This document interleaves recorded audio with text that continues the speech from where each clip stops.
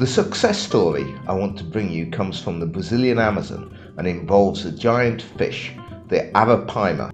The Arapaima is an incredible fish that can reach 3 meters in length and 200 kilograms. It is a very important species in the Amazon that has been consumed by humans for over 1,000 years. Due to its high economic, culinary and cultural value, the Arapaima was a victim of overfishing in the last century, becoming practically extinct in many localities.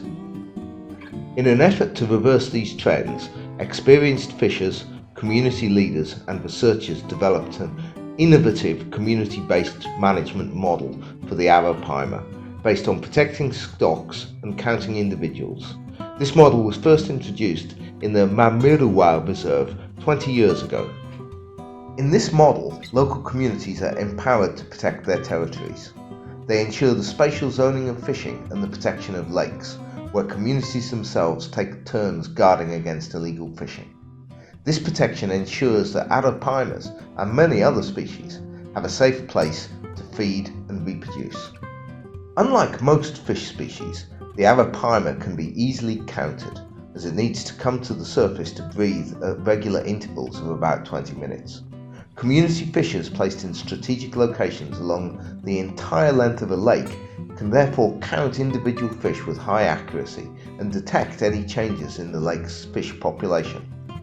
These protected lakes function as a source area, allowing the colonization of new lakes when the Arapaima migrate across the flooded forest.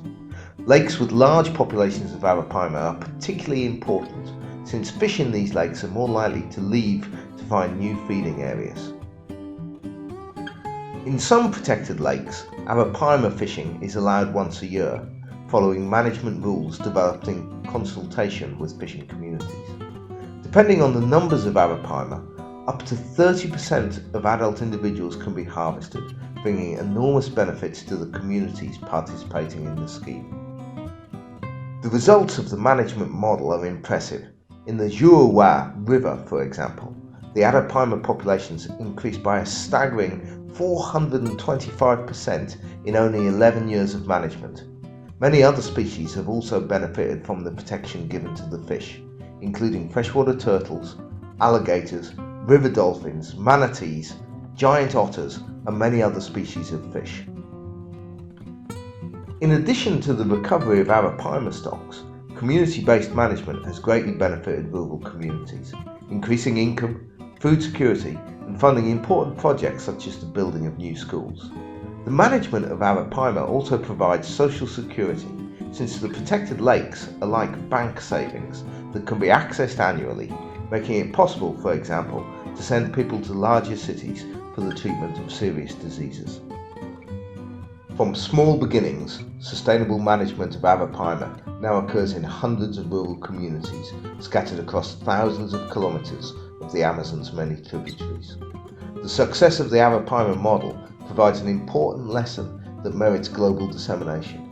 If we want to guarantee a more just and sustainable future for the Amazon, and indeed any of the other wild places of the world, we must be inspired by the traditional communities that have inhabited that place for millennia, because no one takes better care of the forest than its residents.